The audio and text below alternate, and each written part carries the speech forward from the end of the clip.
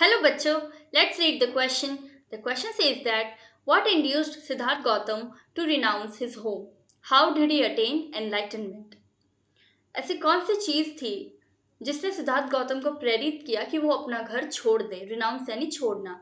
How did he attain enlightenment? उन्होंने ज्ञान की प्राप्ति कैसे की? एनलाइटनमेंट यानी ज्ञान की प्राप्ति करना.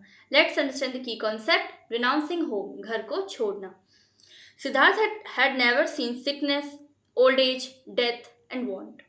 सिद्धार्थ ने कभी भी कोई बीमारी नहीं देखी, किसी को बूढ़ा होते हुए नहीं देखा, या फिर उन्होंने बुढ़ापा नहीं देखा, मौत नहीं देखी. और वांट का यहाँ पर मतलब है कि उन्हें कोई चीज कभी मांगनी नहीं पड़ी. जैसे कि दूसरे जब कोई चीज मांगते हैं तो उन्होंने ये चीज कभी देखी नहीं थी, क्योंकि उनको सब कुछ पहले ही मिल जाता है. He lived a life of comfort and luxury and was totally oblivious of the human suffering. जैसे कि वो एक आराम की जिंदगी और लग्जरी लाइफ जी रहे हैं, बिल्कुल एक्सपेंसिव रॉयल लाइफ जी रहे हैं, उन्हें सब चीज बिना मांगे ही मिल जाती है.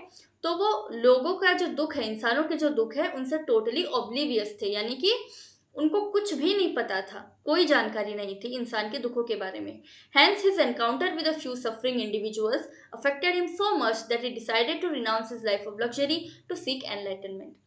इसीलिए जब वो एनकाउंटर यानी देखना, फेस करना, जब वो ऐसे इंसानों को देखते हैं जो कि किसी न किसी दुख से गुजर रहे हैं, तब वो ये फैसला लेते हैं कि मैं अब अपनी ये जो लग्जरी लाइफ में जी रहा हूँ इसको छोड़ दूंगा और अब मैं एनलाइटनमेंट को सीख करूंगा, यानी कि एनलाइटनमेंट हासिल करूंगा. He went out for full 7 years and led the life of an ascetic. वो 7 सालों तक घूमते रहे और एक तपस्वी का जीवन जीते रहे. एसेटिक यानी तपस्वी. Thereafter, he decided to sit under a peepal tree and stayed there till he attained enlightenment, which came to him after 7 days of meditation.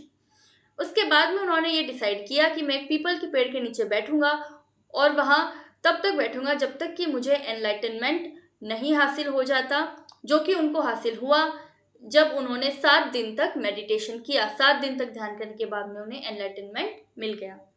After being enlightened, he started sharing his wisdom with people and came to be known as the Buddha. उसके बाद में उनको 7 दिन के meditation के बाद में जब उनको एनलाइटनमेंट मिल जाता है, उसके बाद वो क्या करते हैं? अपना ज्ञान बांटना शुरू करते हैं. और उनको किस नाम से जाना जाता है अब? बुद्ध के नाम से. Hope you understood the question well. Best of luck. Thank you so much.